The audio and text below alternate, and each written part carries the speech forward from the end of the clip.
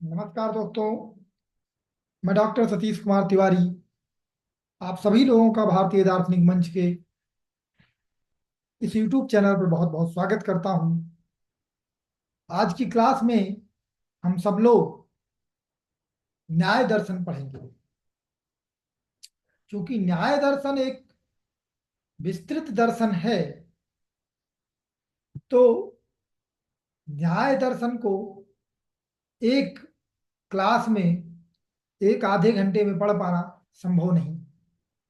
इसलिए न्याय दर्शन पर हम एक श्रृंखला बना रहे हैं और उस श्रृंखला का प्रथम चरण न्याय दर्शन का परिचय नाम से आज उसकी शुरुआत हम कर रहे हैं। न्याय दर्शन शब्द की जब बात आती है तो न्याय दर्शन का अर्थ क्या हुआ, न्याय शब्द का अर्थ क्या हुआ। आपने प्रायः न्याय शब्द को जो सुना होगा वो न्यायालय के संबंध में सुना होगा। इस व्यक्ति के साथ न्याय नहीं हो रहा है या किसी व्यक्ति को न्याय चाहिए तो वो न्यायालय जाता है, इस तरीके की चीजें और इस अर्थ में न्याय शब्द प्रयोग होता है।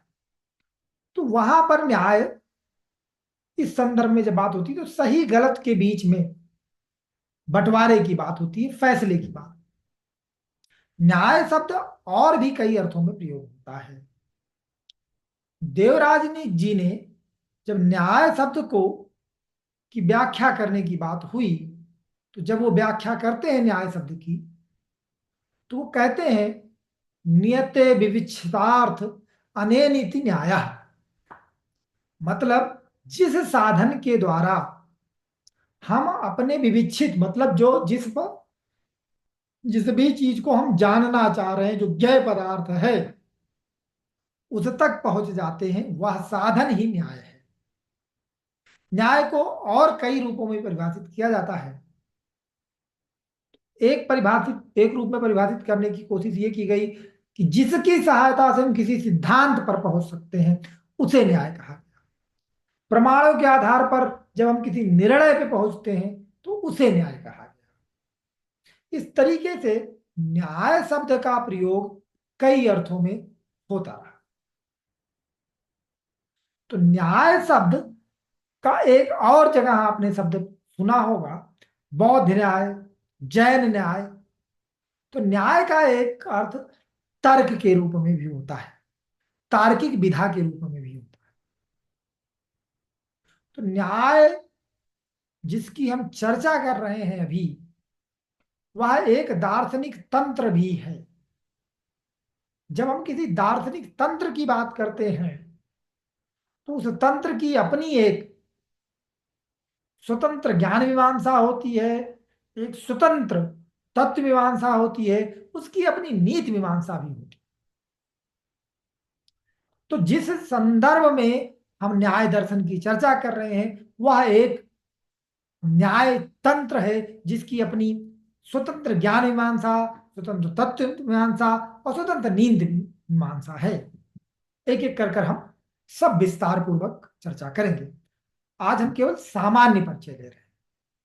तो चूंकि तर्क पर अधिक बल देने के कारण कई बार न्याय शास्त्र को तर्क शास्त्र के रूप में, प्रमाण चूंकि प्रमा का करण है और प्रमाणों पर अधिक चर्चा दी गई है, अधिक बल दिया गया है, तो इसे प्रमाण शास्त्र के रूप में भी जानते हैं। अनुमान प्रमाण की बहुत विस्तृत चर्चा और अनुमान पर अत्यधिक बल देने के कारण इसको हेतु विद्या के नाम से भी जानते हैं। और शास्त्रार्थ में वाद विद्या, तर्क करने की कला, इसका एक प्रमुख विषय है जिसके वजह से इसे हम वाद विद्या के नाम से भी जानते हैं। एक महान चिंतक, महान विचारक चाणक्य ने अपनी पुस्तक अर्थशास्त्र में इसके लिए अनवीक्षिकी शब्द का प्रयोग किया है। अनवीक्षिकी मतलब विश्लेषण करना, एनालिसिस करना। तो चूंकि यह दर्शन एनालिसिस पर बल देता है इसलिए इसे अनवीक्षिकी भी कहा जाता है। तो जो इस दर्शन की, जिस तंत्र की, दार्शनिक तंत्र की, दार्शनिक संप्रदाय की हम बात कर रहे हैं, उस संप्रदाय, दर्शन संप्रदाय के प्रणेता के रूप में हम गौतम मुनि को स्वीकार करते हैं। गौतम मुनि का कुछ जगह नाम अक्षय पाद भी प्राप्त होता है। अक्षय पाद, अक्ष मतलब होता है आंख, पाद मतलब पैर, जिसके पैर में भी आंख है, ये लाक्षणिक शब्द है। मतलब जो इतना विद्वान है कि वह हर कदम फूक फूक कर रखता है, इस अर्थ में इसको ग्रहण करना चाहिए। तो अन्य आस्तिक भारतीय दर्शनों की तरह या भारतीय दर्शन भी, ये भारतीय चिंतन परंपरा भी क्या मानती है? मोक्ष को जीवन का परम लक्ष्य मानती है। और मोक्ष की स्थिति अत्यंत दुख निवृत्ति की स्थिति है। मोक्ष की स्थिति में किसी भी प्रकार का दुख नहीं पाया जाता। तो यह मोक्ष कैसे प्राप्त होगा, जिसके लिए न्याय दर्शन में निःश्रेयस शब्द का प्रयोग हो रहा है? यह निःश्रेयस कैसे प्राप्त होगा, जीवन का परम लाभ की प्राप्ति कैसे होगी? उसके लिए तत्व ज्ञान को साधन के रूप में स्वीकार किया। तत्वार्थ बोध, जो तत्व है उसका जब बोध होगा, उसी से हमें जीवन का परम लक्ष्य की प्राप्ति। तत्व ज्ञान का अर्थ है 16 पदार्थों का ज्ञान।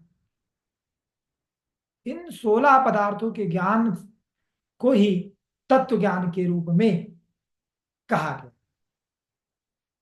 तो न्याय दर्शन न केवल एक स्वतंत्र परंपरा है, बल्कि एक ऐसा तंत्र है जिसका बहुत ही व्यापक क्षेत्र रहा, जिसका प्रभाव साहित्य पर, महाकाव्यों पर, नाटकों पर और अन्य विधाओं पर, जो भी चिंतन परंपरा की विधाएं रही हैं, उन सब पर पड़ा। 12वीं शताब्दी के आसपास गंगेश उपाध्याय, जो कि एक न्यायिक हैं, उन्होंने तत्व चिंतामणि नामक पुस्तक लिखी, जिस पुस्तक में उन्होंने एक नई भाषा का प्रयोग किया जिसे हम नव्य न्याय भाषा कहते हैं। और वह भाषा का उद्देश्य यह था कि भाषागत जो विसंगतियां होती हैं, जो भाषा के कारण जो एम्बिग्विटी होती है, जो भाषा, जो हम कहना चाह रहे हैं श्रोता उसके अतिरिक्त कुछ और समझ लेता है, इसको दूर करने के लिए एक नई भाषा का विकास किया। तो वह भाषा इतना प्रचलित हुई कि न केवल न्याय दर्शन में, बल्कि अन्य सभी भारतीय चिंतन परंपराओं में, भारतीय दार्शनिक परंपराओं में इसका प्रयोग हुआ। केवल भारतीय दार्शनिक परंपराओं में नहीं, व्याकरण में, ज्योतिष में, काव्यों में जो भी ग्रंथ लिखे जा रहे थे, उसमें इस भाषा का प्रयोग बहुतायत में। तो यदि हम बात करें गौतम मुनि से लेकर उदयनाचार्य जो न्यायिक है, इसके बीच में पूरी लंबी परंपरा, वात्सायन की, वाचस्पति मिश्र की, तो ये सब लोग प्राचीन न्यायिक के अंतर्गत आ। और 12वीं शताब्दी में जो गंगेश उपाध्याय ने तत्व चिंतामणि नामक ग्रंथ लिखा, जिसके कारण नव्य न्याय भाषा का प्रयोग होने के कारण यह भाषा, यह ग्रंथ आगे चलकर नव्य न्याय एक अलग विधा ही बन गई, जिसका हम जब अभी चर्चा कर रहे होंगे, अध्ययन कर रहे होंगे, तो हम दिखाएंगे कि कैसे सिद्धांतों में प्राचीन न्याय और नव न्याय में क्या क्या अंतर होता है। इसके साथ ही साथ यह प्रक्रिया जब आगे चल रही थी, तो न्याय दर्शन और वैशेषिक दर्शन में वैचारिक सामान्यता के कारण एक संयुक्त संप्रदाय का प्रारंभ होता है, जिसे हम न्याय वैशेषिक संप्रदाय। न्याय दर्शन ने वैशेषिक दर्शन की जो प्रमाणवादी तत्व मीमांसा है उसको स्वीकार कर लिया, तो वैशेषिक दर्शन ने न्याय दर्शन, जिसकी विस्तृत ज्ञान मीमांसीय चर्चा थी, उसको स्वीकार कर लिया। तो ये दोनों साझा रूप से संयुक्त एक प्रणाली विकसित हुई, जिसे हम न्याय वैशेषिक के नाम से जानते हैं, उसकी एक परंपरा चली। अब यदि हम बात करें कि प्रस्थान बिंदु क्या है न्याय दर्शन का, तो वह गौतम मुनि द्वारा लिखा गया न्याय सूत्र ही इसका प्रस्थान है। न्याय सूत्र का जो काल है वो लगभग दूसरी शताब्दी ईसा पूर्व के लगभग माना जाता है। ये बहुत प्राचीन ग्रंथ। यह ग्रंथ कुल 5 अध्यायों में विभक्त है और प्रत्येक अध्याय में 2 परिच्छेद। तो अगर हम ऐसे लेमैन लैंग्वेज में साधारण भाषा में कहें, इसमें कुल 10 चैप्टर है और इसमें कुल 528 सूत्र है। इनके सूत्र, भारतीय चिंतन परंपरा जो सूत्र लिखने की परंपरा है, अन्य सूत्रों की तुलना में न्याय सूत्र के सूत्र बड़े हैं। अब यदि हम न्याय दर्शन में ग्रंथों की बात करें तो प्रारंभ जो हमको देखने को मिलता है वो गौतम मुनि के न्याय सूत्र थे और उस पर वात्सायन ने न्याय भाष्य नामक भाष्य लिखा। तो वात्सायन का नाम आप सबने सुना होगा। वात्सायन को सामान्यतः काम सूत्र के रचयिता के रूप में प्रसिद्धि प्राप्त। इस पर मनीषियों में विवाद है कि क्या यह वात्सायन वही वात्सायन है जिन्होंने काम सूत्र लिखा या कोई अलग है। फिलहाल यह विषय हमारे लिए इतना महत्वपूर्ण नहीं, तो इस पर हम चर्चा विषाद नहीं करते। तो जो न्याय भाष्य था वात्सायन का, उस पर उद्योतकर ने एक टीका लिखी जिसका नाम था न्याय वार्तिक। और न्याय वार्तिक पर वाचस्पति मिश्र ने बहुत ग्रंथ लिखे, लगभग सारे दर्शन। तो भारतीय चिंतन परंपरा में ग्रंथों के ज्ञान के लिए वाचस्पति मिश्र के हम सब बहुत ऋणी। तो न्याय दर्शन में वाचस्पति मिश्र ने न्याय वार्तिक तात्पर्य टीका की रचना की। तो उदयनाचार्य ने, जो कि हम ऐसे कह सकते हैं कि प्राचीन न्यायिक के अंतिम दार्शनिक हैं, उन्होंने बहुत सारे प्रकरण ग्रंथों की रचना की, जिसमें से तात्पर्य परिशुद्धि, आत्म तत्व विवेक, कुसुमांजलि, क्रीड़ावली, न्याय परिशिष्ट प्रमुख है। नव्य न्याय के ग्रंथों की बात करें अगर हम, तो गंगेश उपाध्याय द्वारा रचित तत्व चिंतामणि ये प्रस्थान बिंदु है नव्य न्याय। गंगेश उपाध्याय के पुत्र वर्धमान, तो ये इनके पुत्र हैं, उन्होंने एक ग्रंथ रचना की नव्य न्याय की, तत्व चिंतामणि प्रकाश। तो विश्वनाथ पंचानन की न्याय सिद्धांत मुक्तावली नव्य न्याय भाषा में लिखी गई न्याय दर्शन की सबसे प्रमुख ग्रंथों में से एक है। बहुत ही विस्तृत चर्चा है। केशव मिश्र ने तर्क भाषा नामक पुस्तक की रचना की। तो जब संयुक्त संप्रदाय बना, उसमें जो हमें एक प्रसिद्ध बुक देखने को मिलती है वो शिवादित्य की सप्त पदार्थी है। तो अन्नम भट्ट की तर्क संग्रह और विश्वनाथ की भाषा परिच्छेद प्रमुख ग्रंथ हैं जो संयुक्त संप्रदाय न्याय वैशेषिक है। अन्नम भट्ट की तर्क संग्रह जो है एक सरलतम पुस्तक है जिसे हम पढ़ सकते हैं न्याय दर्शन को समझने के लिए। बालानाम सुख बोधाय, ऐसा अन्नम भट्ट लिखते हैं कि बालकों के लिए, जिनको न्याय नहीं पता है, शास्त्रों का ज्ञान नहीं है, उनके लिए इस ग्रंथ की रचना उन्होंने की। तो अब न्याय सूत्र के प्रथम सूत्र की अगर हम बात करें, प्रमाण प्रमेय संशय प्रयोजन दृष्टांत सिद्धांत अवय तर्क न्याय निर्णयवाद जल्प वितंडा हेत्वाभास छल जाति निग्रह स्थान तत्व ज्ञानात निश्रयास अधिगम। अर्थात प्रमाण प्रमेय संशय प्रयोजन दृष्टांत सिद्धांत अवय तर्क निर्णयवाद जल्प वितंडा हेत्वाभास छल जाति और निग्रह स्थान के तत्व ज्ञान से निश्रेष की प्राप्ति होती है। जीवन के परम लाभ की प्राप्ति कैसे होगी? इन 16 पदार्थों के ज्ञान से, तत्व बोध से। अब अगर हम प्रारंभिक ज्ञान मीमांसा की बात करें न्याय दर्शन की, तो न्याय दर्शन की जो ज्ञान मीमांसा है वो वस्तुवादी ज्ञान। ज्ञान मीमांसा में दो प्रमुख सिद्धांत हैं, दो तरीके के दृष्टिकोण है। एक वस्तुवादी दृष्टिकोण है, दूसरा प्रत्ययवादी दृष्टिकोण।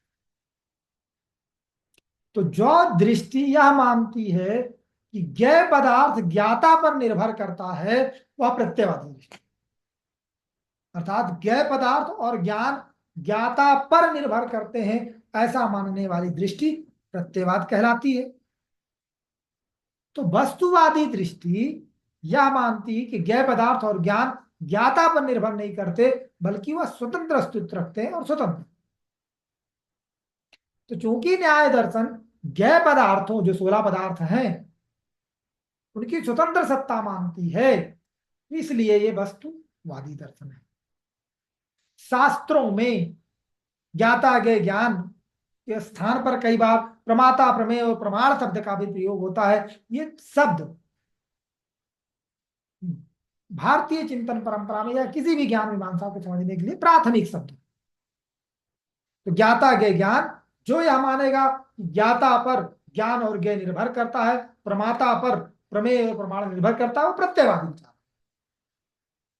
और जो यह मानेगा कि प्रमेय प्रमाण ज्ञेय ज्ञान ज्ञाता से स्वतंत्र है, वो वस्तुवादी दृष्टि हो जाएगी। तो न्याय दर्शन में ज्ञाता माना गया आत्मा को, आत्मा को ज्ञान का आश्रय माना। किंतु ज्ञान आत्मा का आगंतुक गुण है, आत्मा में रहता नहीं, आत्मा में आता है। ज्ञान आत्मा से स्वतंत्र है, ज्ञेय पदार्थ आत्मा से स्वतंत्र। ज्ञान आत्मा में उत्पन्न होता है, कब उत्पन्न होता है? जब आत्मा ज्ञेय पदार्थ के संपर्क में आती। आत्मा के पदार्थ के संपर्क में मन इंद्रिय के सहयोग से। ज्ञेय पदार्थ का संपर्क इंद्रियों से होता है, इंद्रिय का संपर्क मन से होता है, और मन ज्ञान को आत्मा तक पहुंचाता है। तो ज्ञान आत्मा में हमेशा नहीं रहता, वो आता जाता रहता है, इसलिए उसे आगंतुक गुण कहते हैं। एक और दिलचस्प चीज है कि न्याय दर्शन ज्ञान को विषय प्रकाशक तो मानता है, स्वप्रकाशक नहीं मानता। मतलब ज्ञान से केवल ज्ञेय पदार्थ का ज्ञान होता है, ज्ञान का खुद का ज्ञान नहीं होता। जिससे हमें ज्ञेय पदार्थ का ज्ञान हो रहा है, उस ज्ञान के लिए हमें दूसरे ज्ञान की आवश्यकता पड़ती है, परता प्रमाणवाद। जब हम प्रमाणवाद की चर्चा करेंगे तो विस्तृत रूप से इसकी चर्चा करेंगे और समझेंगे। तो ज्ञान जो है वह स्वप्रकाशक नहीं है, वो केवल विषय प्रकाशक है, ऐसा न्याय दर्शन में स्वीकार किया गया। न्याय दर्शन में ज्ञान को, अनुभव को, बुद्धि को लगभग समानार्थक किया। तो ज्ञान दर्शन में तो जैसे ये चित्र आपके सामने एक फिगर है, एक ग्राफ बना रखे हैं कि ज्ञान दो तरीके का है, एक अनुभव और दूसरा स्मृति। अनुभव मतलब वर्तमान का ज्ञान, ज्ञेय विषय जब वर्तमान में उपस्थित है, तब जो अनुभव होता है, जो बोध होता है, उसे अनुभव कहते हैं। और जिस का विषय अतीत का है, वर्तमान का नहीं है, उसे हम स्मृति। अनुभव भी दो प्रकार का है, स्मृति भी दो प्रकार। प्रमा, अप्रमा। प्रमा मतलब यथार्थ ज्ञान, जो चीज जैसी है जब हम उसको उसी रूप में जानते हैं तो उसे प्रमा है। और जब उसके रूप में परिवर्तन हो जाता है, जो चीज जैसी है उसको वैसे न जानकर उससे भिन्न रूप में जानते हैं तो उसे अप्रमा है। तो जब वर्तमान विषय को, जो ज्ञेय पदार्थ जो वर्तमान में अवस्थित है, उसके स्वरूप को उसी रूप में जानते हैं तो वह अनुभव प्रमा है। और उससे अतिरिक्त रूप में जानते हैं तो वह अनुभव अप्रमा। और जिसका विषय अतीत का है, उसको उसी रूप में हम याद नहीं कर पा रहे हैं जैसे वो था, तो वह अप्रमा हो जाएगा। और जैसे वो था उसी रूप में अगर हम याद कर पाने में सक्षम हुए तो उसे हम प्रमा कहें। तो अनुभव को न्याय दर्शन में कुछ इस रूप में परिभाषित किया जाता है कि अनुभव स्मृति भिन्न ज्ञान, कि जो स्मृति से भिन्न है, मतलब जिसका विषय वर्तमान का है, अतीत का नहीं है, वह अनुभव है। और अनुभव दो तरीके का है, जैसा हमने चर्चा किया, प्रमा और अप्रमा। यथार्थ अनुभव प्रमा है और अयथार्थ अनुभव अप्रमा है। तर्क संग्रह में यथार्थ अनुभव को तत्वती तत्प्रकारकम ज्ञानम इस रूप में प्रकाशित किया गया कि जो वस्तु जिस रूप में है उसको उसी रूप में जानने को यथार्थ अनुभव, और जो वस्तु जिस रूप में है उसको उस रूप में न जानकर किसी अन्य रूप में जानने को अयथार्थ कहते हैं। तत्वती तत् अप्रकारकम ज्ञानम अप्रमा। अच्छा, प्रमा की जो परिभाषा मीमांसा में दी गई, वहां यथार्थता तो स्वीकार की गई, साथ में एक और शर्त जोड़ दी गई, अनाधिगतत्व, कि जो ज्ञान का विषय है वो नवीन होना चाहिए। जिसे न्याय दर्शन अनुभव के रूप में कह रहा है, मतलब स्मृति नहीं होनी चाहिए, वैसे ये अनाधिगतत्व, नवीनता को अनिवार्य प्रमा के लक्षण के रूप में मीमांसा में स्वीकार किया। तो अनुभव के दो भेद हुए, प्रमा और अप्रमा। तत्वती तत्प्रकारकम ज्ञानम प्रमा। जो चीज जैसी है उसको उसी रूप में जानने को प्रमा कहते हैं। न्याय दर्शन में चार प्रमा स्वीकार किया गया, प्रत्यक्ष प्रमा, अनुमति प्रमा, उपमिति प्रमा और शाब्द बोध। प्रमा के करण को प्रमाण कहते हैं। एक बात यहां स्पष्ट रूप से जान लेने वाला है कि प्रमा और प्रमाण एक चीज नहीं है।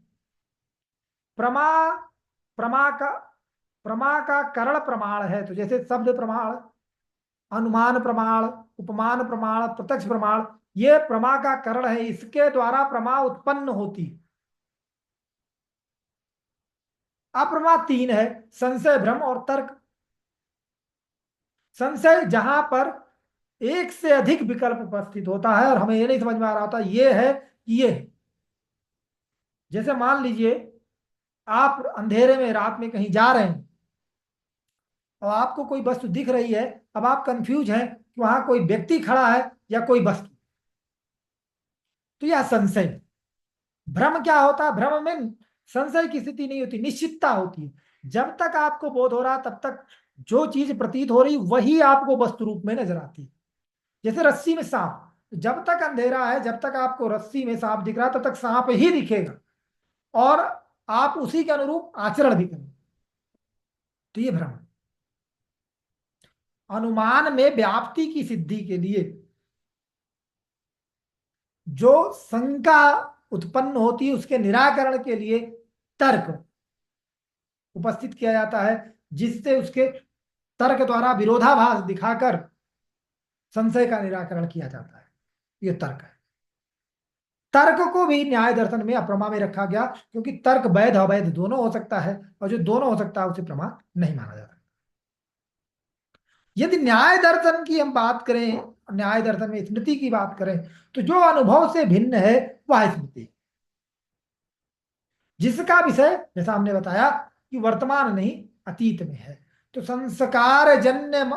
संस्कार मात्र जन्यम ज्ञानम स्मृति, जो केवल हमारे संस्कार में है, वास्तव रूप में, वास्तविक रूप से वर्तमान में वो स्थित नहीं है, वो जब ज्ञान का विषय है तो वह स्मृति। मीमांसा दर्शन भी स्मृति को प्रमा नहीं मानता है। वो कहता है चूंकि प्रमा में नवी चूंकि स्मृति में नवीनता नहीं है इसलिए वो प्रमा नहीं है, क्योंकि प्रमा के लिए नवीनता को अनिवार्य गुण माना और न्याय अनुभव, तो दोनों लगभग सामान्य बात कर रहे हैं, शब्दों का खेल थोड़ा सा अलग अलग है। प्रमा, प्रमेय, प्रमाण, ये तीनों के संयोजन से सापेक्षिक रूप से ये बने हैं, जिससे प्रमाण और प्रमेय की ज्ञान होता है। प्रमा तीन है, प्रत्यक्ष, अनुमति, उपमिति, शाब्द बोध, और उसके कारण, उसका साधन जैसे वो प्राप्त होती वो भी चार है। प्रत्यक्ष प्रमा प्रत्यक्ष प्रमाण द्वारा ज्ञात होती है, अनुमति प्रमा अनुमान प्रमाण द्वारा, उपमिति प्रमा उपमान प्रमाण द्वारा, शाब्द बोध शब्द प्रमाण। तो यह एक सामान्य परिचय था। अगली क्लास में हम चर्चा करेंगे न्याय दर्शन के प्रमाणों की। अभी के लिए बहुत बहुत धन्यवाद। फिर हम लोग अगले क्लास में मिलेंगे और तब तक के लिए आप सभी लोगों से अनुरोध है कि आप इस दर्शन इस चैनल को सब्सक्राइब कर लें अगर अभी तक आपने सब्सक्राइब नहीं किया है, और अधिक से अधिक शेयर करें जिससे ज्यादातर विद्यार्थियों तक हमारी पहुंच बन सके। और यदि कोई जिज्ञासा हो तो आप कमेंट के माध्यम से पूछ सकते हैं। और जो हमारा ग्रुप है उसमें ये इस दर्शन की जो हमने क्लास की है इसकी पीपीटी प्रोवाइड कर दी जाएगी। आप इस ग्रुप को ज्वाइन करने के लिए डिस्क्रिप्शन में लिंक दिया है, उसके थ्रू आप इस ग्रुप को ज्वाइन कर सकते हैं। बहुत बहुत धन्यवाद।